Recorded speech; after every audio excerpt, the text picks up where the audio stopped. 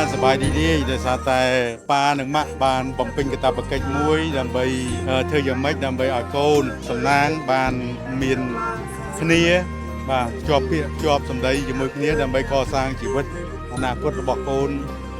បានល្អប៉ានិងម៉ាក់មានការសប្បាយរីករាយក្នុងការនេះ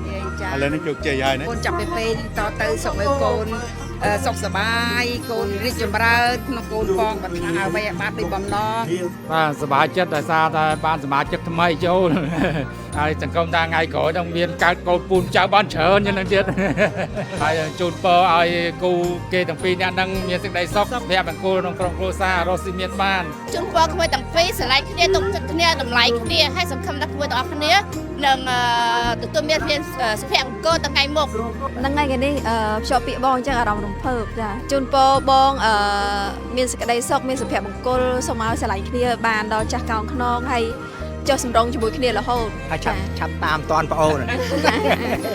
សូមឲ្យក្មួយទាំងពីរមានសុភមង្គលរកទទួលទានមានបានរស់នៅជាមួយគ្នាថ្ងៃក្រោយទៅត្រូវចេះតស៊ូហើយជាពិសេសត្រូវចេះអត់ទោសឲ្យគ្នាទៅវិញទៅមកមានកិច្ចការអីលើសលោះអីខុសឆ្គងអីគឺត្រូវឲ្យធ្ងន់ទាំងសងខាងចាក្នុងនាមជាបងប្អូនទី11សប្បាយចិត្តមែនតើនៅពេលដែលឃើញបងប្អូនដែលធំឡើងពីតូចជាមួយគ្នាហើយគាត់មាន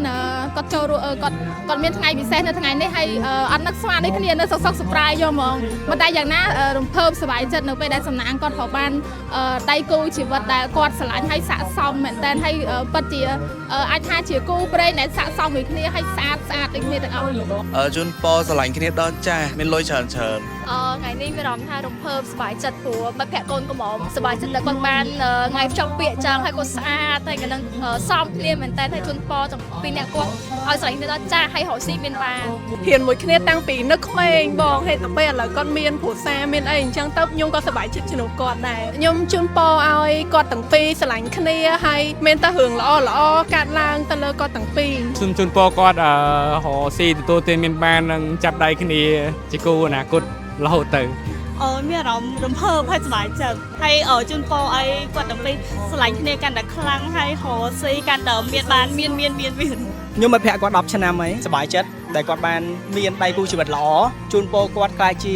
អុកញ៉ាអ្នកអុកញ៉ាហើយជាមួយនឹងរកស៊ីមានបានកូនភ្លោះ6មានអារម្មណ៍ថារំភើបបានឃើញពូម៉ាក់ដល់គូហើយជូនពរពូម៉ាក់មួយអនាគតភរិយារកស៊ីមានបានជោគជ័យការងារស្រឡាញ់គ្នារហូតមានអារម្មណ៍ថា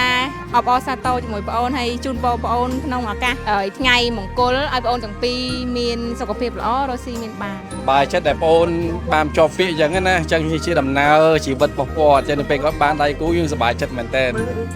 អារម្មណ៍យើងសប្បាយចិត្តសិនហើយព្រោះយើងកំពុងតែរកដៃគូដែរអញ្ចឹងយើងសប្បាយចិត្តចំពោះបងអូនសិន